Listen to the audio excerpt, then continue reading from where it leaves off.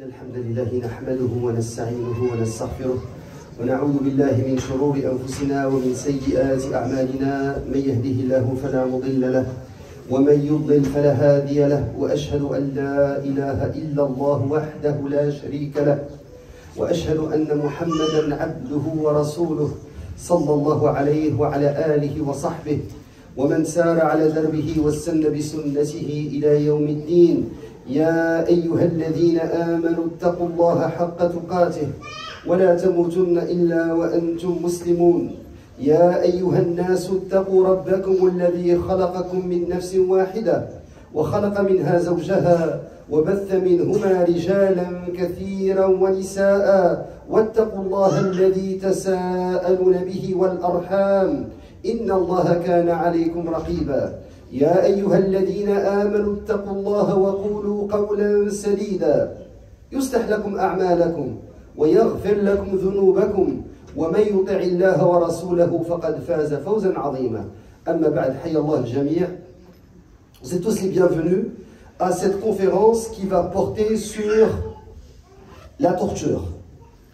On aurait aimé parler de la célébration du peuple syrien, parce que ce qui s'est passé, mes chers frères et sœurs, en Syrie est historique, dans tous les sens du mot.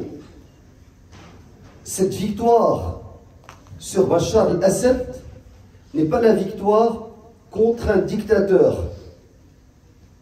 C'est la victoire contre un régime.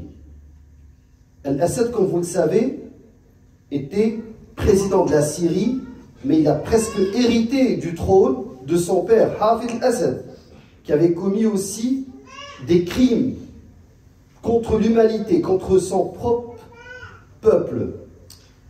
Cette victoire, ce n'est pas seulement des Syriens, mais c'est celle de la Oumma.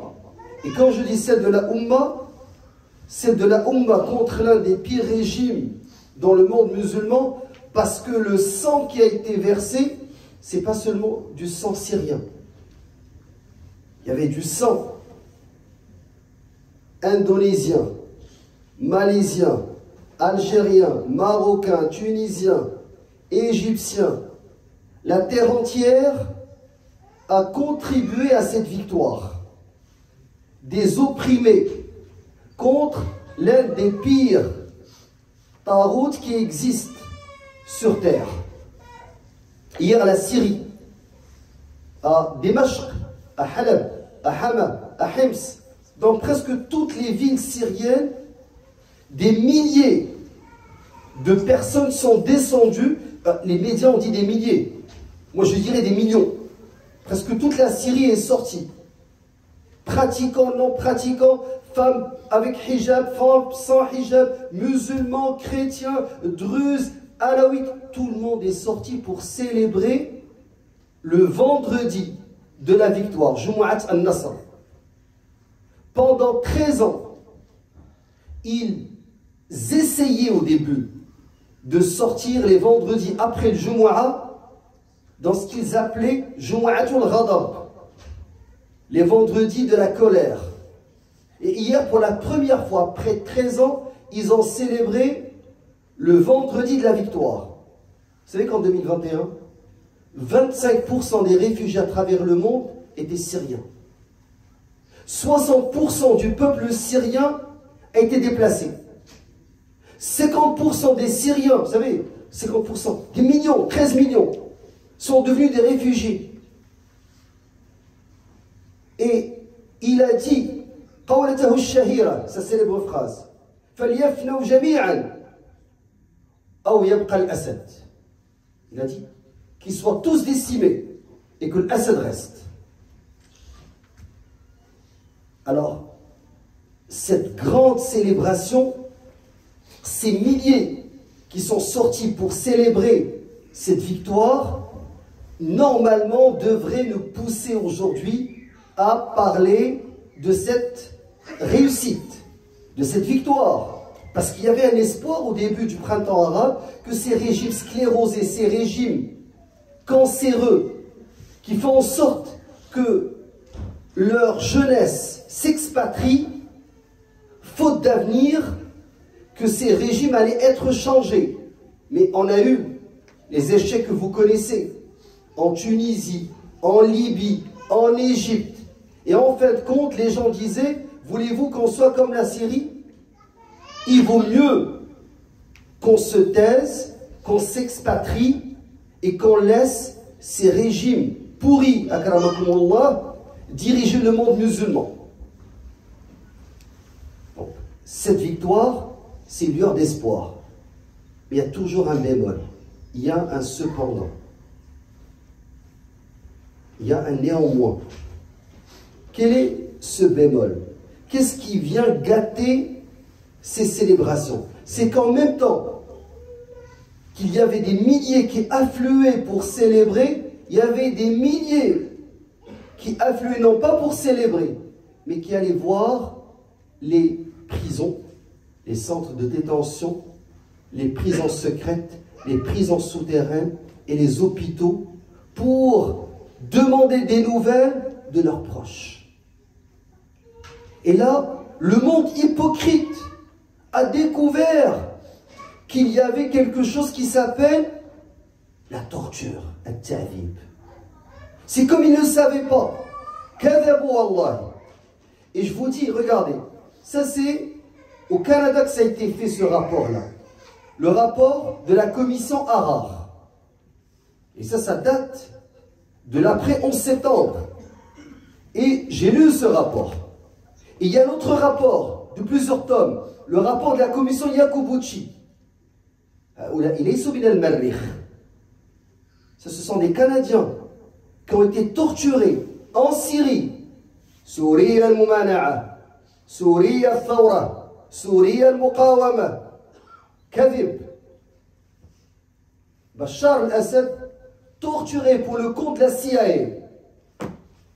Bachar al-Assad recevait ceux qu'ils appellent des terroristes ou des islamistes sans qu'ils soient jugés. Et il est torturé. Alors qu'en même temps, il disait qu'il est contre Israël, contre l'impérialisme. De la même manière, aujourd'hui, il y a un autre procès qui a lieu, celui d'un citoyen canadien, Abdelrazak Abou Soufiane, qui a été torturé dans le Soudan, de Omar al-Bashir al-Muqawama, Omar al-Bashir al-Munahid al-Sohyouniya wal-Impérial. Regardez, tous ces slogans-là ne valent rien. Ces régimes qui disent qu'ils sont contre Israël, qui sont contre le sionisme, après le 11 septembre, ils ont reçu des détenus, des gens qui étaient, la plupart parmi eux, c'était des innocents. Et quand je dis la plupart, la majorité, c'était des innocents. Et ils les ont torturés, sauvagement. Donc ceux qui disent qu'ils ne savaient pas ce qui se passait en Syrie, c'est faux, ils le savaient. Les services secrets canadiens le savaient, les services secrets français le savaient, les services secrets allemands, américains le savaient. Et ils utilisaient ce régime pour torturer. Mais aujourd'hui, ils jouent les hypocrites. Ah, on vient de découvrir l'ampleur de la torture. Et quand je dis l'ampleur de la torture, ça dépasse l'entendement. Ce qui s'est passé en Syrie, vous savez, moi c'est un dossier qui m'intéresse, celui de la torture. Parce qu'après le 11 septembre, j'ai été détenu pendant 2 ans et j'ai été confiné à domicile et sous condition pendant 5 ans, donc pendant 7 ans à peu près, jusqu'en 2009, là où est-ce que j'avais plus de bracelet, que je pouvais sortir, que je pouvais utiliser un ordinateur, ou Internet, ou un téléphone, ou sortir de l'île de Montréal. Et pendant ces années-là, j'étais sous le coup d'une déportation vers la torture au Maroc. Et pour votre information, Amnesty International en 2005, avant même les révélations du Washington Post, pour ceux qui ne le savent pas, elle a accusé l'administration Bush fils, de mettre en place ce qu'ils ont appelé un archipel du Goulag. Archipel du Goulag, ça reprend le titre d'un livre célèbre du dissident soviétique Solzhenitsyn. et ils ont dit que les Américains avaient détenu 70 000 musulmans dans ce qu'ils appellent des black sites, des trous noirs de la CIA, à travers plusieurs pays, la Jordanie, le Maroc, entre autres, et que ces gens-là étaient torturés, la sous-traitance de la torture. Il y avait aussi des pays en Europe, la Roumanie, entre autres. Et il y avait Bagram en Afghanistan. En avril 2014, un rapport de la CIA de 6600 pages a confirmé l'existence de centres de détention et de torture au Maroc, notamment au centre de Temara, près de Rabat. Et donc c'est un dossier que moi je connais très bien. Et je sais comment ça fonctionne. Et je sais qu'il y a des personnes qu'on avait, avec mes avocats à l'époque, essayé de retracer, qui ont été portés disparus. Ils ont été tués. On n'a plus de nouvelles d'eux. Mais j'ai lu un livre, Al-Kitab al-Aswad al-Ta'dib, que ce soit en prison, que ce soit après, en sortant, j'ai lu énormément sur la torture. Et j'ai lu ce hadith du prophète, alayhi salatu wassalam, hadith Khabbab ibn al-Arat, radiyallahu anhu, lorsqu'il a dit qu'ils sont partis voir le prophète, alayhi salam, ils se sont plaints de ce qu'ils subissaient aux mains de Quraysh. Et le prophète, alayhi salatu wassalam, le hadith, je vais le dire rapidement, hadith dans Sahih Bukhari, ممن فرد به البخاري عن مسلم قال شكونا, on s'est plaint إلى رسول الله صلى الله عليه وسلم وهو متوسد بردة له في ظل الكعبة. Donc le prophète sallam était à l'ombre de la Kaaba, la tête posée sur son manteau, et ils sont partis se plaindre au prophète alayhi salatu wassalam, et ils lui ont dit فقلنا ألا تستنصر لنا, pourquoi n'implores-tu pas pour nous le secours d'Allah? Faqal, et le prophète, dans une autre version, le prophète s'est mis en colère et il s'est assis. Ici, dans cette version, le prophète leur a dit قد كان من قبلكم يؤخذ الرجل فيحفر له في الأرض فيجعل فيها ثم يؤتى بالمنشار فيوضع على رأسه فيجعل نصفين. Le prophète leur a dit, parmi les peuples qui vous ont précédés, il arrivait que l'on prenne un homme, qu'on lui creuse un trou dans la terre, puis qu'on le mette dedans. Ensuite, on apportait une scie que l'on posait sur sa tête et on le sciait en deux. Et dans Siyar, on nous raconte qu'il y a un prophète qui a été tué comme ça par Banu Israël. Vous savez, ce prophète, c'est Zakaria. Zakaria qui a été scié en deux. Yahya, intabut al-athar, parce que certains disent que c'est pas authentique, il a eu la tête coupée et offert les barim baraï Bani Israël. Mais le prophète leur a dit, dans les gens qui vous ont précédé, dans les peuples, on creusait un trou, puis on mettait une personne, puis on la sciait en deux. Et le prophète il a dit aussi, وَيُمْشَطُ بِأَمْشَاطِ الْحَلِيبِ مَا دُونَ لَحْمِهِ وَعَظْمِهِ وَمَا يَصُدُّهُ ذَلِكَ عَنْ دِينِهِ. Et le prophète leur a dit, on le peignit avec des pins de fer. Donc il l'attachait avec des piquets et ramenait des pins de fer, et les chevaux les tiraient, puis ils enlevaient la chair des os. Et la personne n'apostasiait pas. Il demeurait sur Tawhid, sur la ilaha illallah. Donc j'ai lu ça. J'ai lu ce hadith, je le connaissais. Et j'ai lu la commission Ara, j'ai lu la commission Yakobouchi, j'ai lu Al-Kitab al-Aswad al-Ta'dib, où en Tunisie, la Tunisie de Ben Ali, les chimpanzés et les chiens étaient, akramakumullah, dressés pour violer les détenus. J'ai lu les témoignages qui disaient que ceux qu'on voulait faire parler, on les envoyait en Jordanie ou au Maroc. Et ceux qu'on voulait tuer, on les envoyait en Égypte. Et ceux qu'on voulait briser, on les envoyait en Syrie. Et avec tout ça, les témoignages que j'ai entendus depuis une semaine m'ont laissé pas stupéfait, pas sidéré. Je n'en croyais pas mes yeux. Juste pour vous donner une idée de qu'est-ce que le régime de Bachar et de Hafid al-Assad. Et Hafid al-Assad, pour ceux qui, les anciens, Cheikh Ahmed Al-Qattan, rahmatullah alayh, en 1982, rentrez sur YouTube, Khutbat al-Cheikh Ahmed Al-Qattan, Al-Kuwaiti, rahmatullah alayh, 1982, la lettre qu'il avait reçue de Hama, des sœurs qui lui disaient: Ya Cheikh, قل للشباب أن يدمروا على رؤوسنا السجن. Dis aux jeunes qui détruisent la prison sur nos têtes. فقد حملنا. Elle dit: nous sommes enceintes de ces geôliers qui jour et nuit nous violent. Détruisez la prison. J'ai entendu ça. En Irak, la même lettre est sortie pour dire: juste détruisez la prison. On ne veut pas sortir. Au point que ces personnes-là espéraient mourir et ne pas être torturées. Mais ce que j'ai entendu, ça dépasse tout ça. Juste pour vous donner une idée. Les personnes, les rescapés, ont dit qu'il y avait 3 types de torture dans les prisons de Bachar. Sadnaya, Tadmur, Palestine, l'aile de la Palestine. Regardez les slogans. 3 types de torture.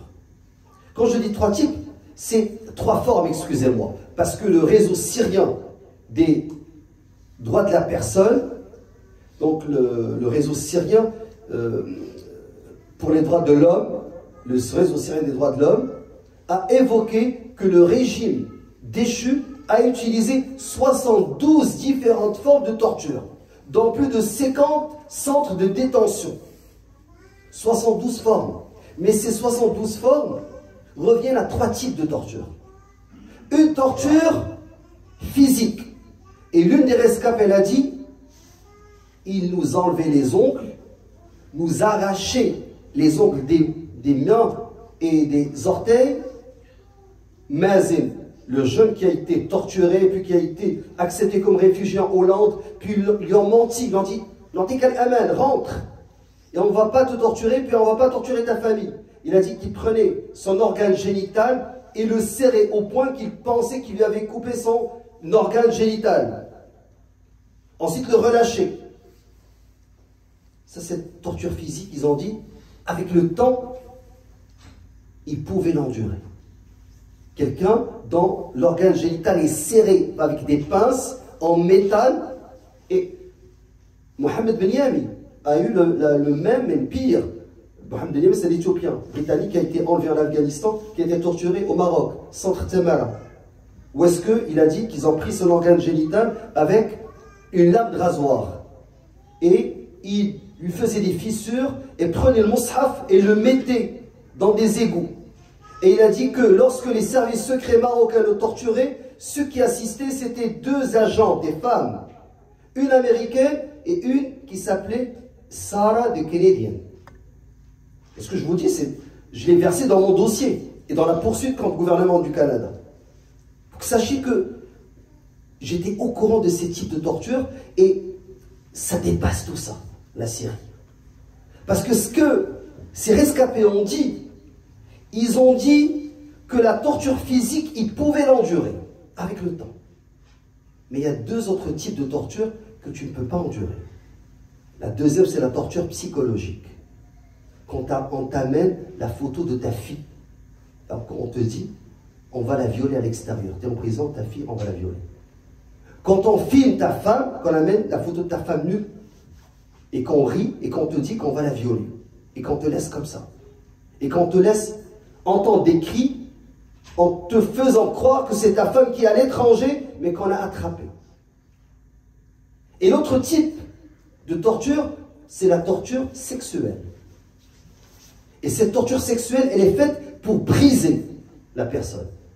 Donc, quand vous allez voir des vidéos de personnes qui parlent seules, de personnes qui ne peuvent plus parler, sachez que ces personnes-là ont été brisées par ce régime.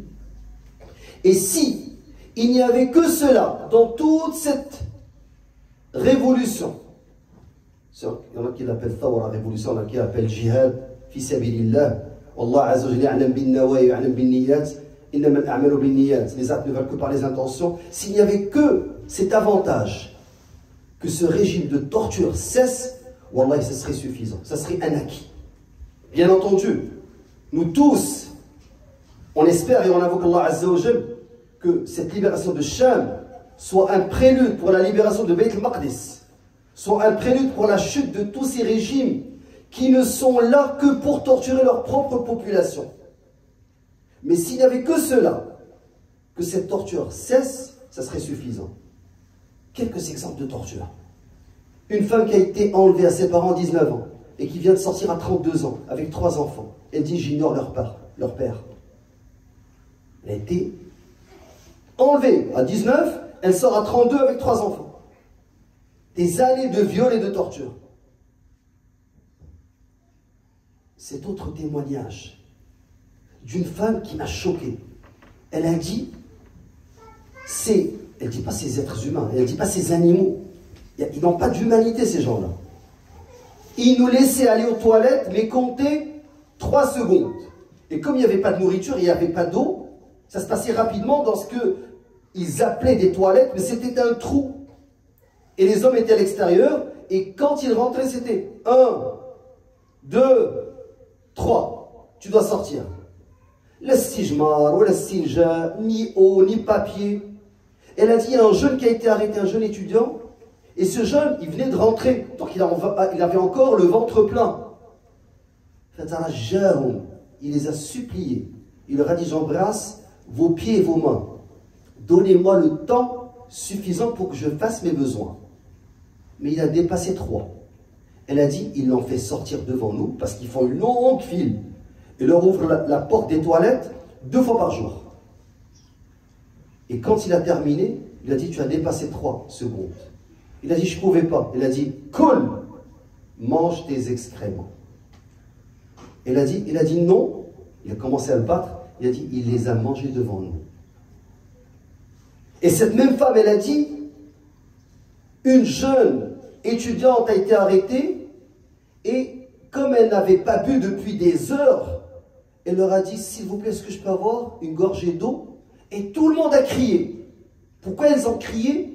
Parce qu'elle a dit, si on leur disait de l'eau, ils nous forçaient à uriner et boire notre urine. Et c'est ce qui s'est passé. Ya ikhwa, ce qui s'est passé en Syrie, comme exaction, comme torture, ça dépasse l'entendement. Et je vous donne des exemples, hein. Et c'est pas nouveau.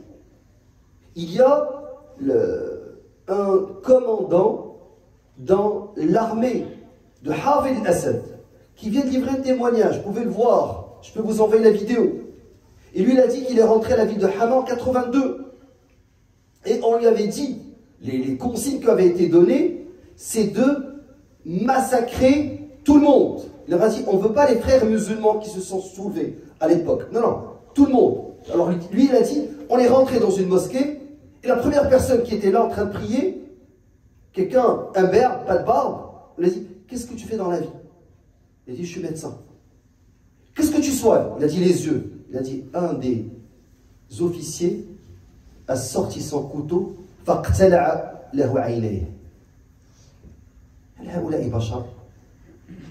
a dit, je suis médecin, je soigne les yeux. Il a sorti son couteau et il lui a enlevé ses 2 yeux. Une sauvagerie, une barbarie.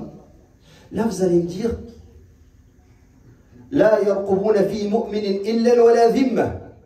Ça, c'est les mécréants. Je vais vous répondre. Quraysh n'a pas violé une sahabia. Quraysh n'a pas violé un sahabi. Quraysh كانت عندهم نخوة العرب. كانت عندهم الشهامة المروءة. هؤلاء ليسوا عرب. Quraysh, dans sa mécréance, dans son polythéisme, n'a jamais violé une femme. Une sahabia du prophète n'a jamais violé un homme. Lorsque Abu Jahl, Abu Jahl, c'est le pharaon de cette umma, lorsqu'on lui a dit rentre chercher Muhammad sallallahu alayhi wa sallam, il a dit je rentre dans une maison, est-ce qu'il y a des femmes? Tu'ayyiruna al-arab. Il a dit je ne peux pas rentrer dans la maison. Quand le prophète est parti dans le hijra, il a dit je ne peux pas rentrer dans une maison parce qu'il y a ces filles Parce que les Arabes vont nous insulter. On ne peut pas faire ça. Imaginez, nous, quand on vous parle de Sira, il y a toujours un chapitre, la torture des croyants. Mais je vous dis, la torture que Quraysh a fait subir aux compagnons du prophète, c'est une torture de gens qui ont quand même l'esprit chevaleresque. Vous savez, l'esprit chevaleresque est parvenu en Europe, via l'Espagne, de l'Arabie. Et l'Arabe, même avant l'islam, il y avait cet esprit chevaleresque. Mais ces gens-là, c'est des choses qui dépassent l'entendement. Pas de pacte.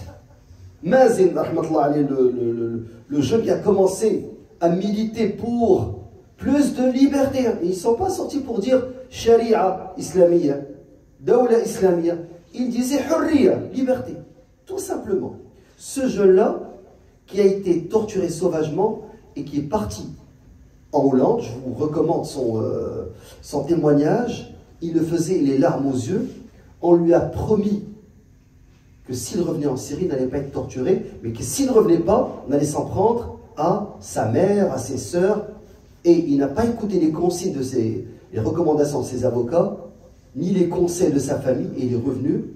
Ils l'ont tué 4 ou 5 jours selon le médecin légiste avant la fuite de Bachar.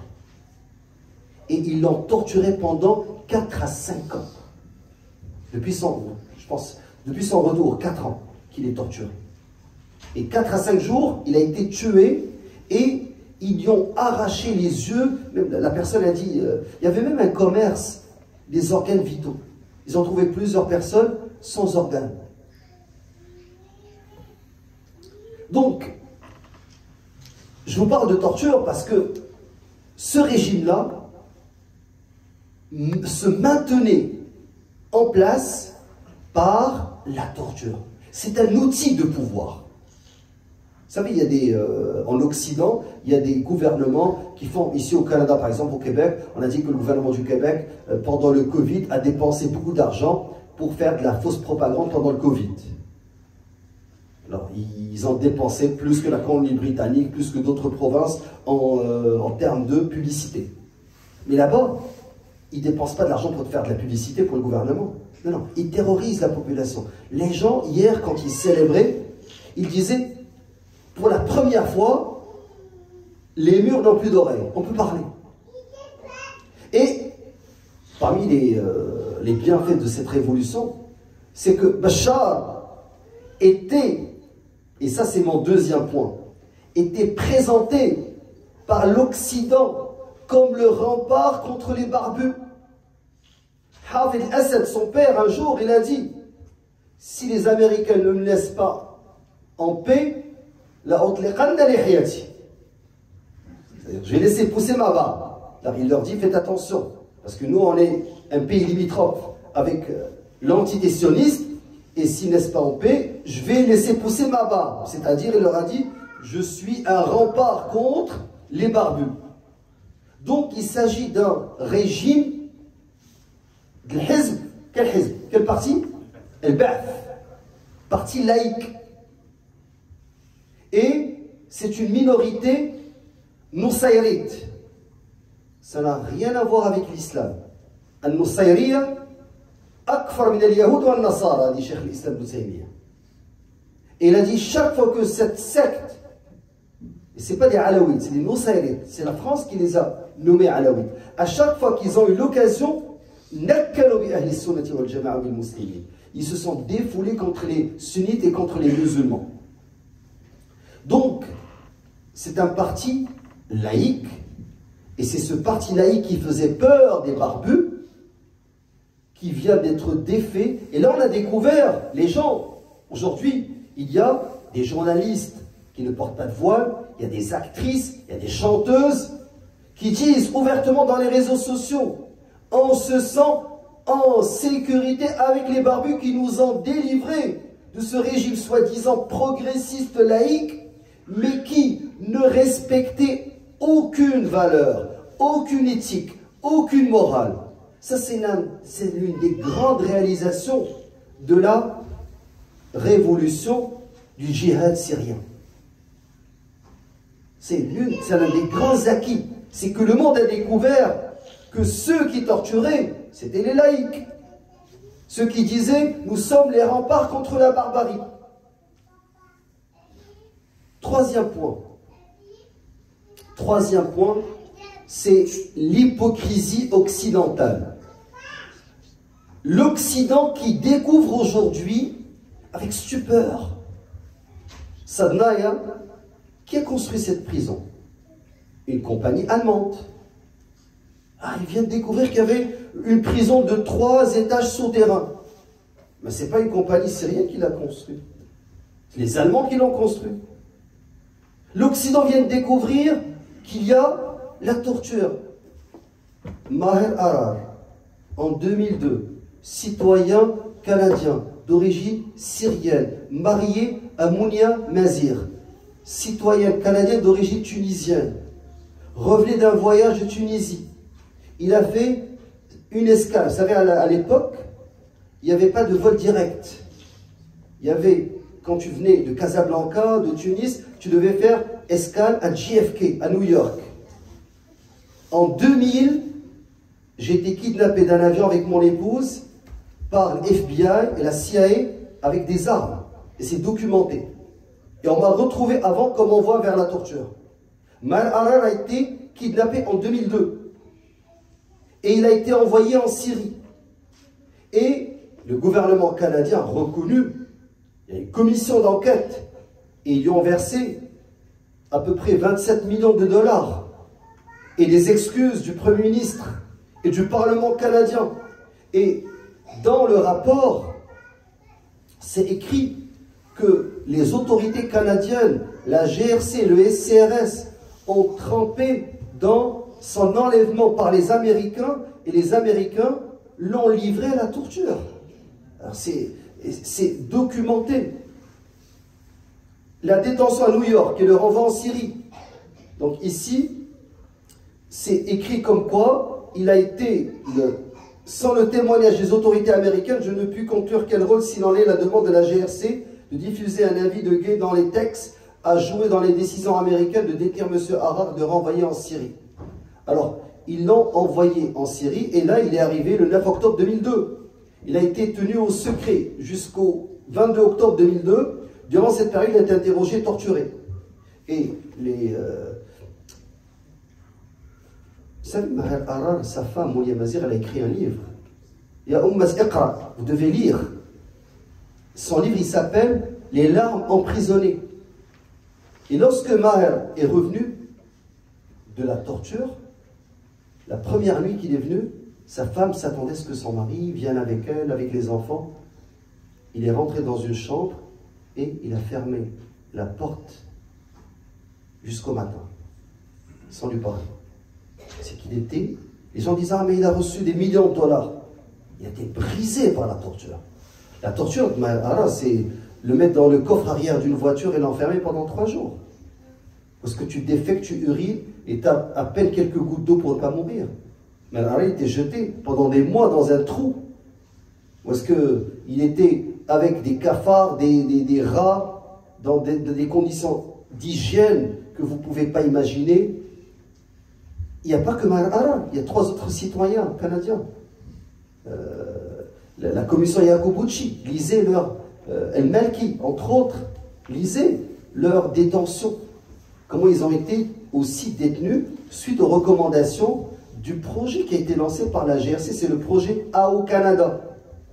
C'est un organisme de la GRC, et suite aux recommandations du SCRS, Service secret canadien, ces gens-là étaient, tous ceux qui étaient soupçonnés après 11-7 ans, étaient détenus, puis étaient envoyés vers la torture. Ce qu'ils appellent en langage de la CIA, Exceptional Rendition. Les renvois extraordinaires vers la torture. C'est une forme de sous-traitance de la torture. Donc, en Occident, la torture comme outil de maintien de pouvoir de Maher et Bachar al-Assad était connue par les services secrets. Et était aussi condamnée par les organismes Amnesty International, Human Rights Watch, je le disais souvent, il disait, cet homme-là, il torture sa population. Donc ça, c'est l'autre point que je voulais aborder. Maintenant, est-ce que ça va servir à quelque chose, tout cela? Je ne parle pas de la Syrie. La Syrie, alhamdoulilah, aujourd'hui, les prisons sont libérées, celles qu'ils ont découvertes, parce qu'il y a des geôles secrètes, il y a des centres de détention sous terre qui n'ont pas encore trouvé.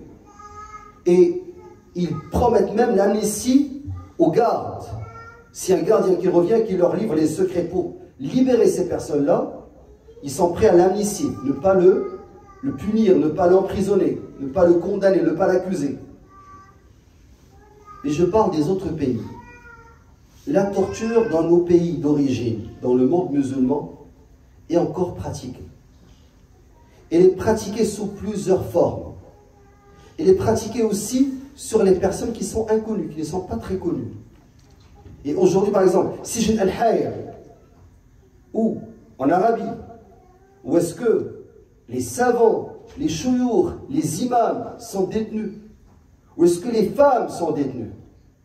Donc, cette prison est l'un des endroits dans lesquels j'avais publié un article il y a quelques mois sur un imam qui avait condamné le rapprochement avec l'entité sioniste et qui a été tué sous la torture alors qu'il était violé par un bâton de fer en Arabie Saoudite. Donc, j'espère que la Oumma va se réveiller, que la peur qui fait en sorte que les gens n'osent pas parler va libérer la parole et que ces criminels de guerre, ces criminels contre l'humanité vont payer pour ce qu'ils ont fait subir à leur peuple. Tant que les gens ont peur de parler contre ces criminels, ça va se perpétuer. Vous savez, en Occident, comment ça s'est fait? Il y a eu de nouvelles générations. Et la police, la gendarmerie, pratiquaient certaines formes de torture. Des coups, ils forçaient les gens à passer aux aveux, ils les tabassaient, ils les empêchaient de dormir. Mais ce qui s'est passé, il y a eu de jeunes recrues, de jeunes policiers, de jeunes gendarmes qui ont fait des rapports contre leurs propres collègues. Et tant que dans nos sociétés, le système dans son entier n'est pas renouvelé, qu'il n'y a pas assez de jeunesse qui va avoir le courage de dénoncer cela, on va toujours rester sous le coup de la torture et des menaces de torture. Donc, ce qui s'est passé en Syrie, subhanallah, c'est un grand bouleversement. Et s'il n'y avait que ça, que la chute de ce régime et que la libération de ces détenus. Vous savez, il y a une pharmacienne qui est sortie à 83 ans. Son crime, quand je l'ai vu, subhanallah, elle a peur, elle tremble. Elle a dit à une de ses amies, ne marie pas ta fille à tel officier alaouite. Ils l'ont kidnappée de sa pharmacie. Elle vient de réapparaître. Depuis les années 80. Il y a un étudiant, j'ai partagé sa vidéo, c'était sur Al Jazeera, un étudiant palestinien qui est venu à Damas dans les années 80. Ils l'ont kidnappé, il vient de sortir.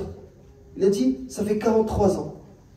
Et pour la première fois, je vois un cellulaire. Il a dit, pour moi, ça c'est quelque chose que je n'arrive même pas à imaginer. Je suis en train de parler avec des gens, parce qu'il est rentré en prison dans les années 80. Il a été kidnappé. Et pendant 24 ans, sa famille ne savait pas où il se trouvait. Il a passé 43 ans en prison. Pour rien. Ces gens-là, c'était l'arbitraire. Il n'y a pas d'état de droit. Tu disparais. Ils te kidnappent, te torturent ta famille, menacent. Donc, ce qui s'est passé, mes chers frères et sœurs, vraiment, c'est un grand acquis pour le peuple syrien. Et s'il n'y avait que ça, bien sûr, nous, on espère que ça va se concrétiser par un état de droit dans lequel Inch'Allah Azza wa Jalla va être appliqué. Parce que le seul garant pour nous, que les droits vont être respectés, c'est que Shar' Allah Azza wa Jal est appliqué. La justice est dans le Sharia. La liberté est dans le Sharia. L'égalité est dans le Sharia. C'est une aqida pour eux. Shar' Allah Azza wa Jal, c'est ka Shar' al-Bashar. Pourquoi? Parce que le Bashar, ils changent comme ils veulent. Regardez, aujourd'hui, ils disent que Israël, l'entité sioniste qui a détruit Gaza, se défend. Elle a le droit de se défendre. Ils peuvent changer les lois, mais quand ce sont des lois divines, quand ce sont des lois qui viennent d'Allah Azza wa Jal, tu ne peux pas changer. Le Rasoul il a dit, il y a une musulmane qui est rentrée en enfer parce qu'elle a torturé une chatte. Elle a empêché d'aller manger, elle a emprisonné, elle a torturé, elle s'en va en enfer. Et il nous a dit, Rasoul alayhi salatu wassalam, qu'il y a une prostituée de Bani Israël qui est rentrée au paradis parce qu'elle a donné à boire à un chien.